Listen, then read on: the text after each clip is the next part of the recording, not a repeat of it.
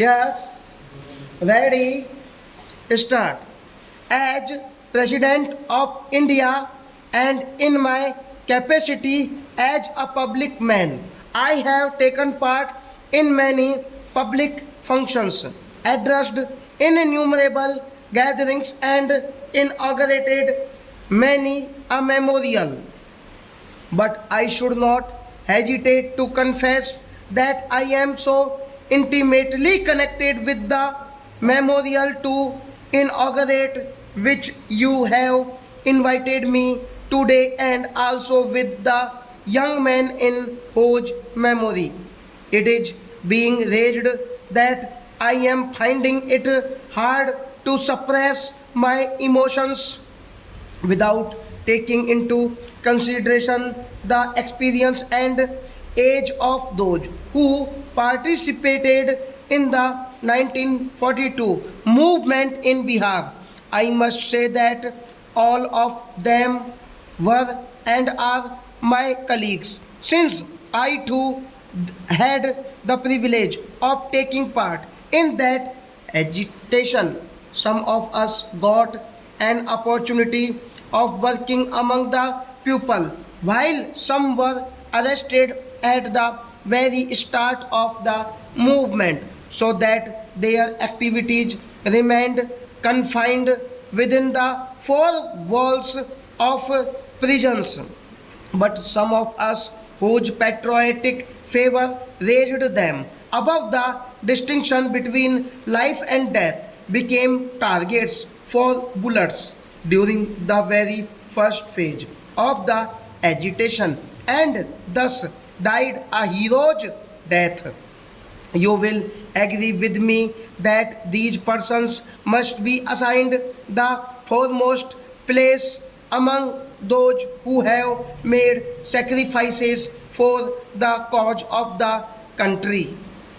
It is in the memory of such martyrs who laid down their lives unhesitatingly that this memorial has been raised today, when we are luckily independent, and the object for which those young men made the supreme sacrifice has been achieved.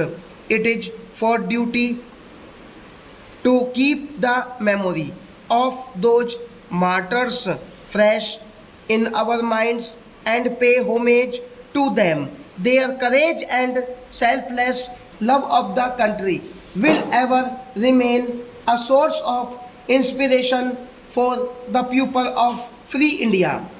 I still remember how the rejection by the British of the Indian leaders' demand had sent a wave of indignation throughout the country. Mahatma Gandhi and other nationalist leaders knew about the popular feeling in the country. They were keen to utilize India's manpower and this upsurge of enthusiasm in helping the allied nations who claimed to be fighting for democracy. It was possible only if India were declared a free country, or at least her right to freedom accepted in principle. Unfortunately, the government of the United Kingdom failed to rise to the occasion. The British authority decided to suppress by force the Indian people. When I review the history of the last 50 years, I feel proud of the part that Bihar has played in the country's struggle for freedom. This feeling of pride is not based merely on the fact that I too happen to belong to this state. The real reason for it is that I have been personally familiar with Bihar's public life and its movements during this half a century. It would be no exaggeration.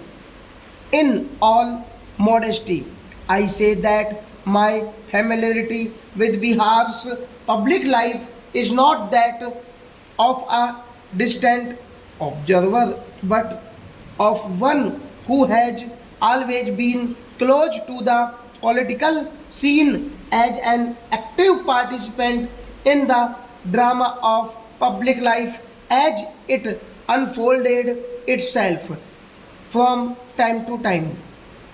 We can feel proud of the fact that the first experiment in the technique of satyagraha was conducted by Gandhiji in Bihar. To tell the subsequent movements and agitations, Bihar made it appropriate contribution. But there was one movement with which Bihar completely identified itself, and that was the campaign of August 1942. As far as I know, and my information in this regard is fairly adequate in our whole history of the freedom struggle, it would be difficult to find a parallel to the sacrifices made and hardships suffered by the people of Bihar during the 1942 movement. Nevertheless, the basis of that movement was truly national, and whatever Bihar did at that time formed a part of India's history. All these martyrs laid down their lives as Indians. Therefore, I feel that all that happened in Bihar during those months is a matter of pride, not only for this state but for the whole country, and these brave young men are the true sons of India. Their memory can admit of no geographical bounds. It pervades the whole land of ours. Let us bow to those martyrs who sacrificed themselves in the name of India and for the glory of India. These patriots ended their worldly existence so that a new chapter in India's history may begin.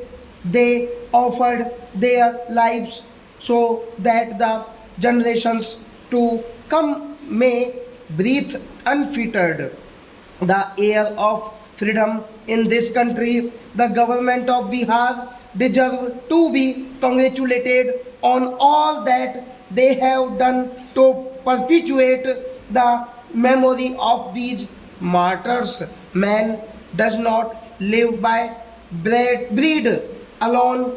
He cannot ignore the sentiments and feelings on the foundation of which stands the edifice of human faith and traditions.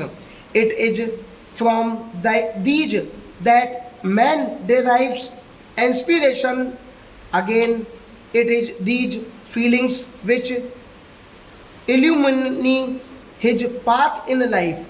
This memorial sustain in pupils' hearts stop.